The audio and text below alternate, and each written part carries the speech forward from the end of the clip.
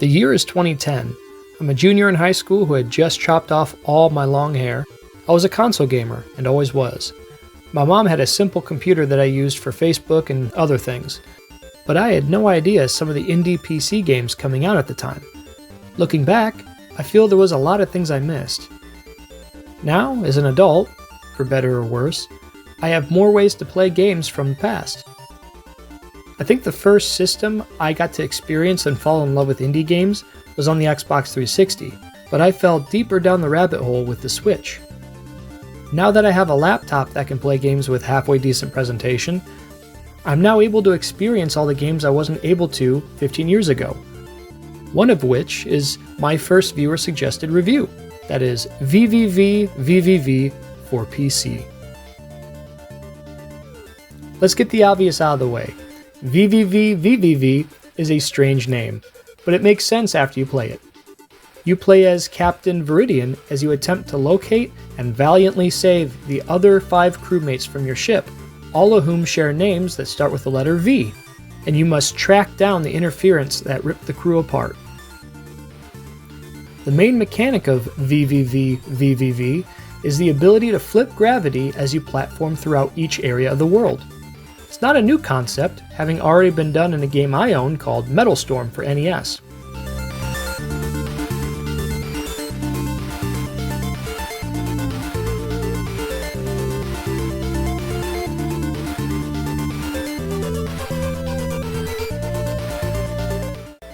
Where VVVVVV differs from Metal Storm is how your character doesn't jump or destroy enemies at all. Instead, you avoid obstacles. This allows it to be completely original. The game is remembered for 2 things, one of which is the music, done by Soul-Eye. The closest game I could compare the soundtrack to is Cave Story, which is also published by Nicalis. It's hard to be mad dying over and over when the songs sound this good. You can hear some of them playing in this video if you are curious.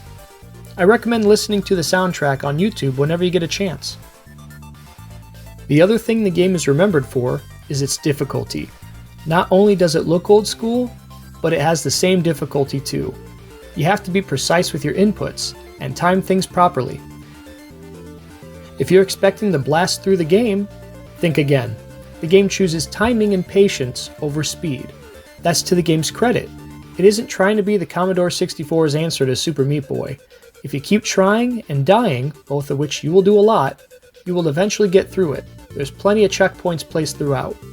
Once you do, it feels like you accomplished something.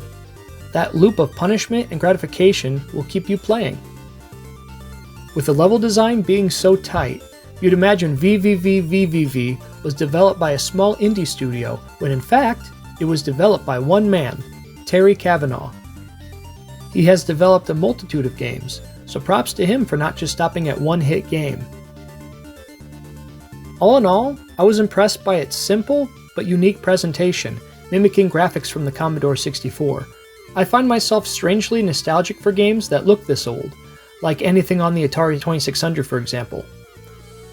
The movement is fluid, the platforming is top-notch, and the level design takes a lot from the past and puts clever twists on a formula that stayed relatively the same for the past 50 years or so. Now the biggest deterrent for some would be the difficulty.